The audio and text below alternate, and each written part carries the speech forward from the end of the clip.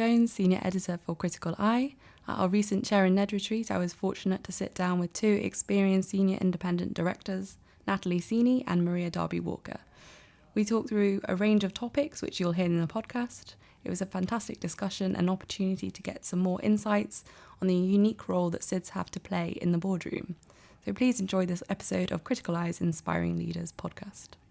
Welcome to Criticaleye's Inspiring Leaders podcast. In this series, we'll be speaking to executive and non-executive directors about what's really going on in boardrooms today, getting insights into the key issues around strategy, stakeholder management, leadership capability, and board dynamics.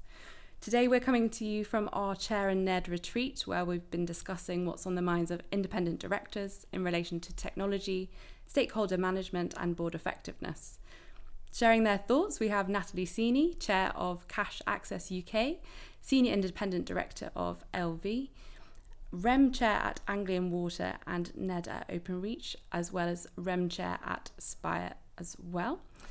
Joining Natalie, we have Maria Darby-Walker, who is currently Senior Independent Director at Personal Group PLC and Redwood Bank.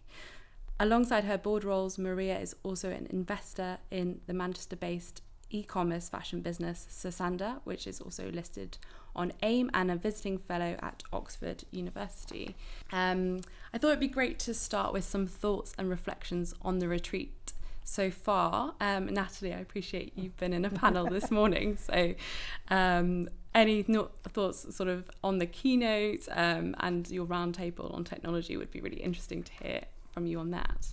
I mean, I thought the keynote was inspiring, and we've all been grappling, I think, on boards with just the unprecedented level of change. And hearing somebody say, actually, this could be as revolutionary as the sort of mindset change that happened in the 60s, actually crystallised for me a lot of what's going on and makes a lot of sense. Doesn't make me feel better, but it makes a lot of sense. Yeah, no, I agree with Natalie. It was a fantastic keynote speech by Mark Curtis at Accenture.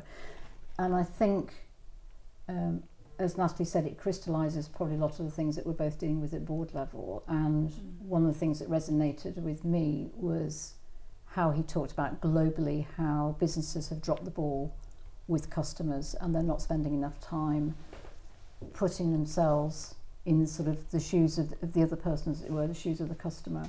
And I think that's a really important message to make. And, you know, he talks about things like inflation and shrinkability of products and the fact consumers notice that stuff.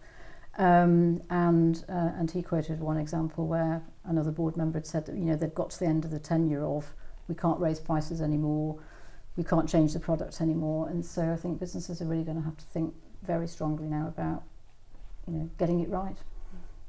Great, thank you both for your initial thoughts on that. And we're going to take a look at the Senior Independent Director role on the whole. So I guess, Maria, if we can come to you, what do you see the primary responsibilities and the duties for the SID? And are there any nuances around those responsibilities? I know you're both more weighted to the financial services sector, so it'd be interesting to hear from you on that.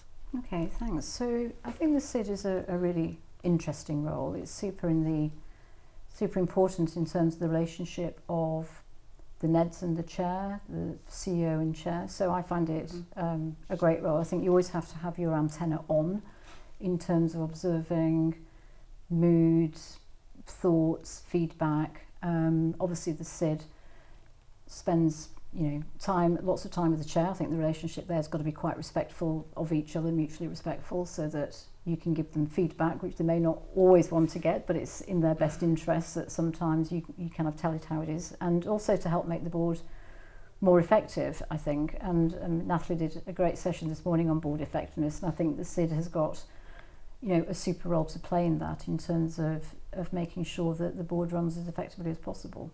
In terms of financial services, I don't think the role would differ that much from other sectors, but obviously the regulator takes more of an interest, and therefore it's a specific senior management function, so it's an SMF 14 that you have to be kind of given clearance by the regulator for that.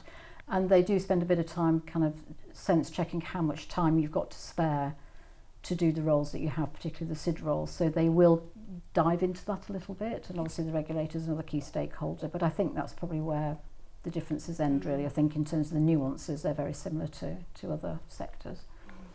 I agree entirely. I think it's also an odd role in the sense that when things are going well, it's almost invisible. When things are going badly, actually the SID has to be the person who sometimes takes control. They've got to be the person who the board trusts to step in if the chair falls under a bus, or the person who formally has the responsibility to change the chair. So there's some personality traits I'd say you need to be a SID.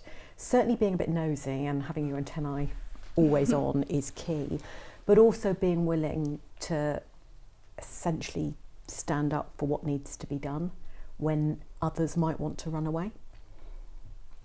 Yeah, I do agree with that. I think I prefer curious to nosy. Curious sounds good. But no, you're absolutely right. And I think always having those conversations with your fellow NEDs and execs, kind of checking in, just to get the mood of the nation really, and that there's nothing that's going to kind of send us off course. And so I think, as you say, as Natalie says, when things are going well, the SID can be relatively quiet and calm whilst keeping the antenna on.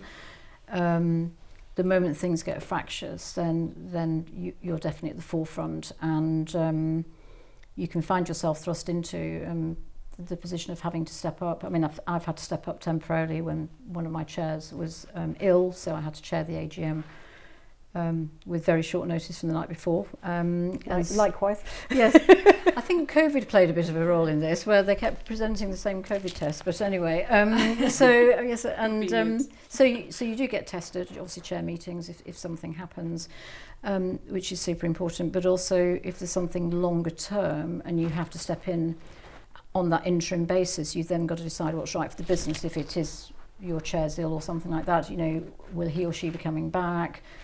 The SID will then have to be involved in kind of looking at the recruitment for a potential successor. So you always have an eye on what's right for the business at that moment in time. So it does become a very kind of important role at that point. Yeah, absolutely. And it sounds like you have to have that agility sort of running through at all times. Yes, I think that's right. Yeah. Great, thank you. In terms of the business as usual duties of the SID, what would you sort of identify those as being, and how do you think that sort of differs from the usual sort of NED role, would you say? I mean, the SID does have some formal responsibilities. The key ones really are about appraisal of the chair, making sure that the NEDs all feedback, that you are that sounding board to the chair, but also you're the person that can say things to the chair about how they're doing. Constantly keeping an eye on, have you got the right chair? That is a business as usual job. Keeping strong relationships going with shareholders is another core responsibility, again, so that you've got the mood of what's going on. Often it's the chair and SID who will go to key meetings together for that reason. And the SID is often the person who also leads the board evaluation, again being the person who just makes sure the board is functioning. And that BAU relationship that Maria talked about, of needing to just check in with everyone, again, that is a routine part. I mean, the SID is formally meant to have at least one meeting a year with all the NEDs without the chair there, which is an important part of routine governance. I've also always had regular dinner or catch up with the CEO, again, just to check in on, is the relationship working? Is there anything I'm picking up that hasn't been picked up through other channels? Yes, yeah, you mentioned that in your panel. I thought that was really interesting and so simple, but such an effective sort of, I guess, technique in keeping those relationships going and keeping the conversation happening as well. Maria, we've talked about the business as usual sort of side of it. What about the business unusual aspects of the SID role? Where do those responsibilities sort of differ, would you say?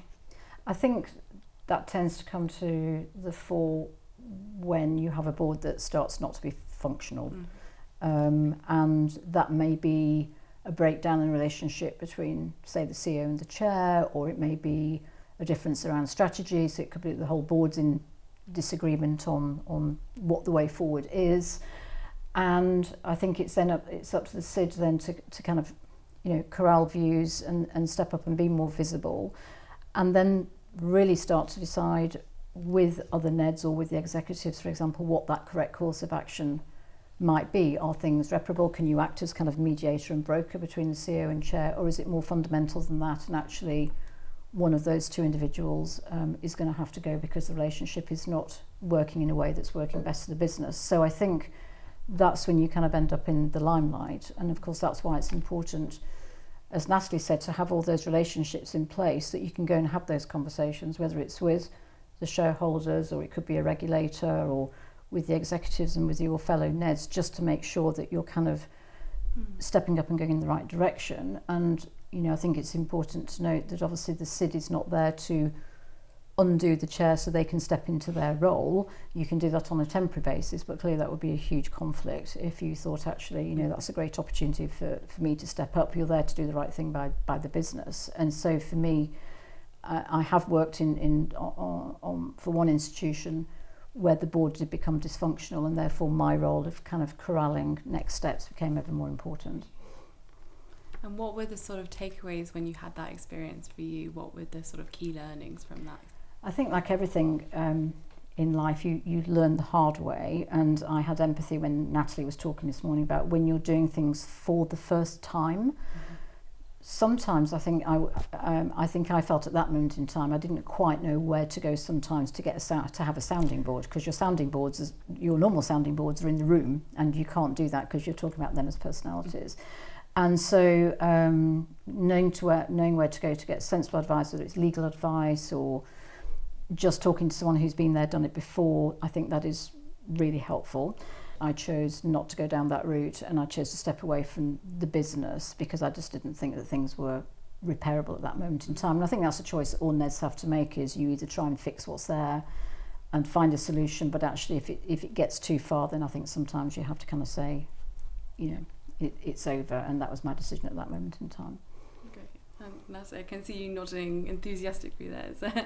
No, I agree. And at the moment of crisis, it can be quite lonely because by definition, the people around you are in conflict, and you've sort of got to chart a way through. Certainly when I've been through difficult times as a SID, I have relied on people I've worked with in other organisations as sounding boards, everybody's always been generous with their time. And actually, in the case where I had the biggest challenge, which was when I was SID of LB, the regulator was superb. And being able to pick up the phone with the regulator and go, look, I've got this dilemma, how strongly do you feel about these things? They were excellent, as were colleagues. Oh, great. I think it's like anything else in life as well, is not to have any surprises if you can possibly help it. So having that relationship with the regulator where you can go and use, as you say, use them as a bit of a sounding board, but also tell them about the direction of travel, means then they have the trust and faith in you that you're trying to handle things in an appropriate way. And they've seen lots of things before as well, so they can give input and not necessarily advice and guidance on how to run the business. That's not their role. No. But they have seen it and done it before, so you won't be the first person going to have that conversation with them. Yeah, and it's really also about testing their appetite, which is helpful. Yeah. I agree. And it's having those external sort of references as well, as you say, it must be very, very useful, as you say, because it can be quite an isolating role as a SID, so having those things to draw upon, absolutely. Thank you.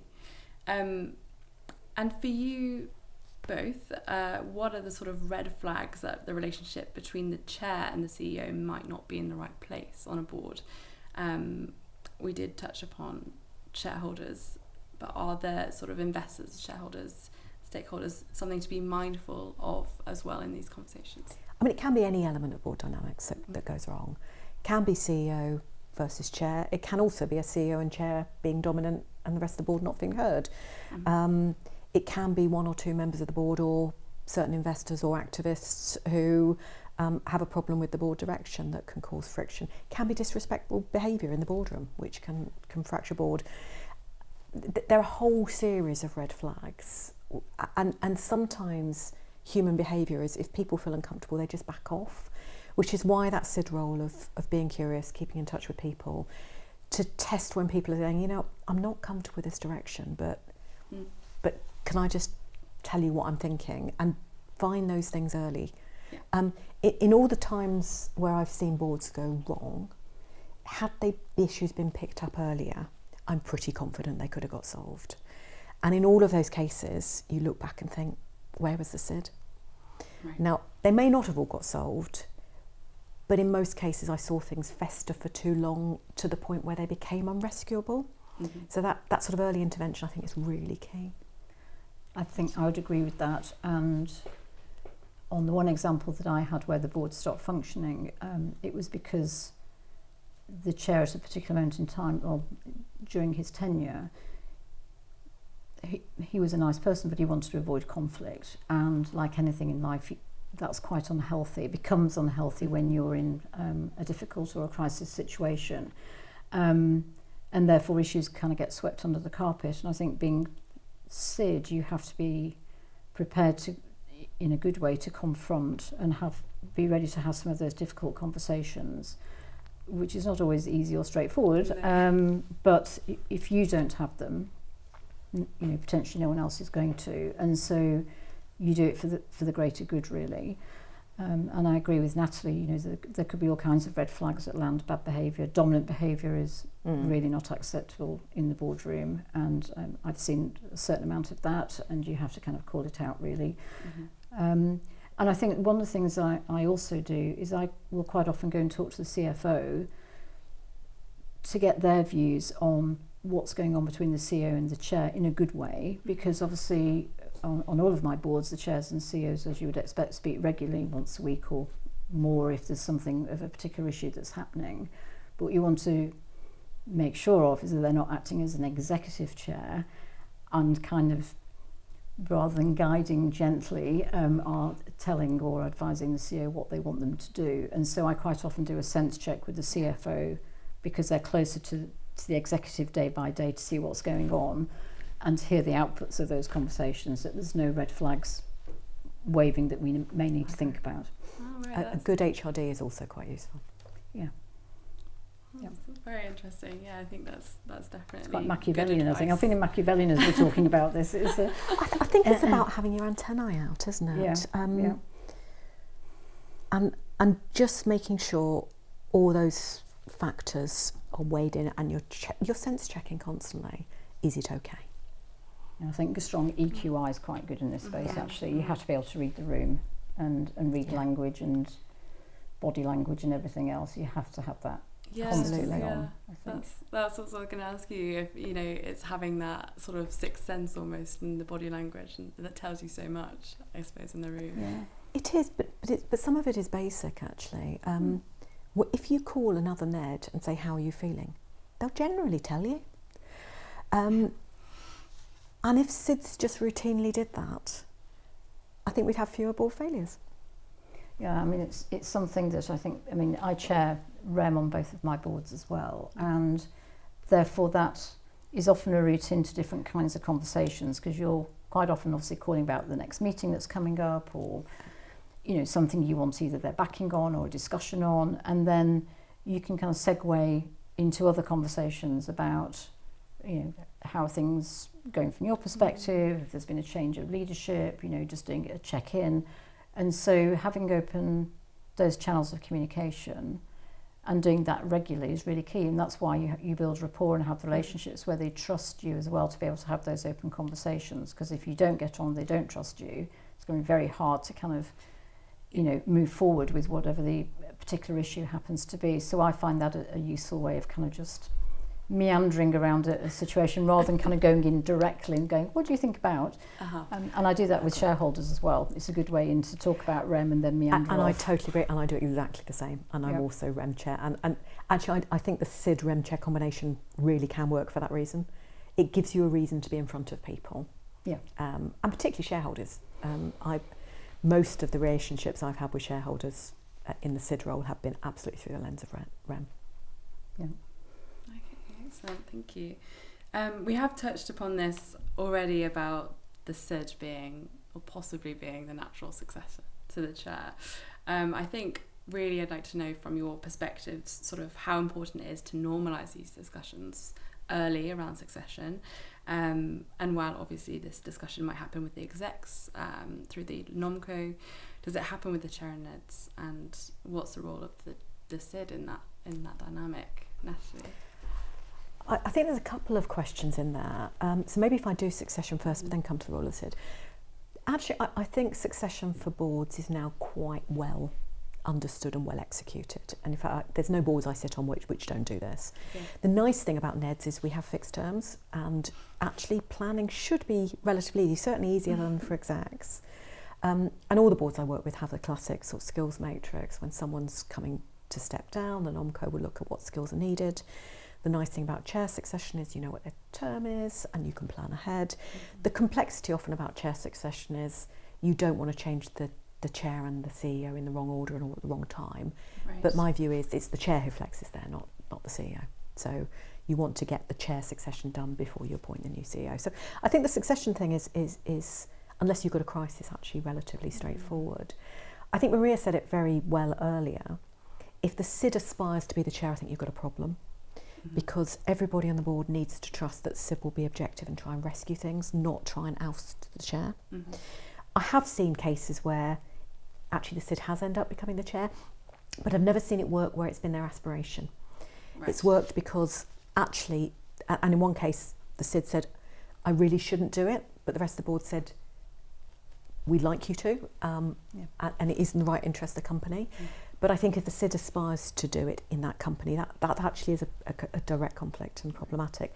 I do think the SID skills are very good at learning to be a chair, but for a different organisation. Right, exactly. It's sort of the overlap is difficult there to navigate, I suppose. Maria? Yes, no, I think that's right. And if I look at, for example, the succession plan that we've done on my bank board, you know, I'm there as short-term interim chair if something were to happen to my chair or you know whatever.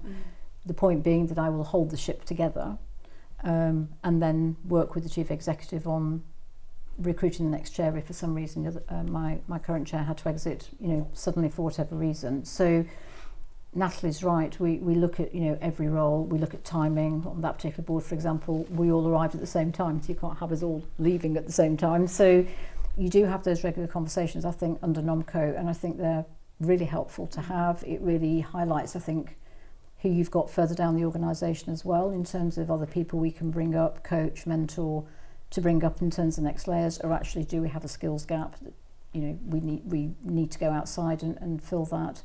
But no, Natalie's right, it's great learning. As a SID, you get loads of experience, but I think if you're sort of constantly looking at, you know, can I push the chairman off a cliff, I don't think that's appropriate really. So great experience, but only for a short term if you're in the business that you're in, unless, as you say, you get proposed for whatever reason. Right, great, thank you both.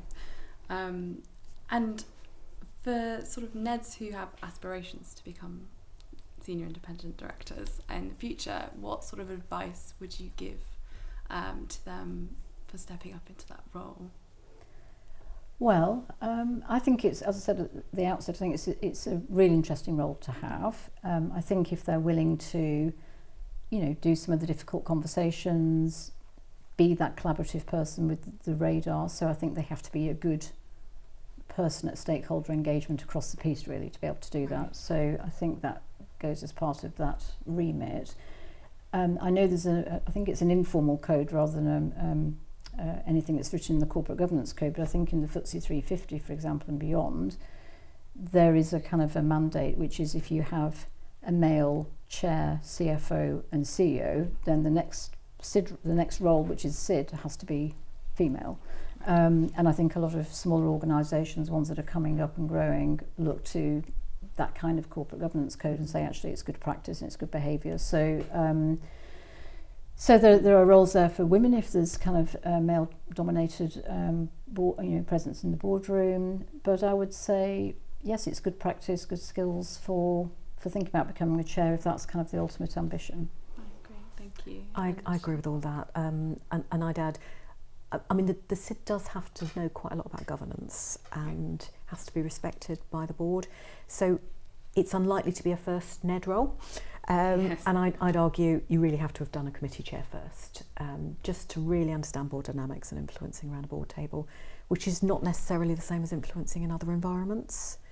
But I'd agree with Maria about some of the personality traits. You have to be someone who's willing to stick your head above a parapet and spot a difficult situation and call it out, but with diplomacy to work out how you resolve things. The diplomatic skills are key. And someone who can talk to a chair and give them feedback and is prepared to to have those conversations and really build that trust with a chair. One of my chairmen has given me permission to be horrible to him, which I quite like, because he said, "You're too nice, be horrible." I said, "Okay, fine, be careful what you wish for." So that's fine. But it's in his best interest, so, you know. So it absolutely matters. I mean, with where I'm a SID, I speak to my chairman at least once a fortnight, often once a week, and if he hasn't heard from me for a week, I'll get a call going, "I haven't heard, how's everything?" And that desire from a chair to want feedback is important. If you've got a chair who doesn't want to hear bad news, that is more difficult for a SID. Yep. Great, well, excellent. Thank you so much. There's some great takeaways there. Unfortunately, that's all we have time for today. But thank you so much to my guests, Maria Darby-Walker and Natalie Ceeney. If you want to find out more about Criticaleye's Inspiring Leaders podcast, you can find all of the episodes either on Podbean or Spotify. Thanks so much.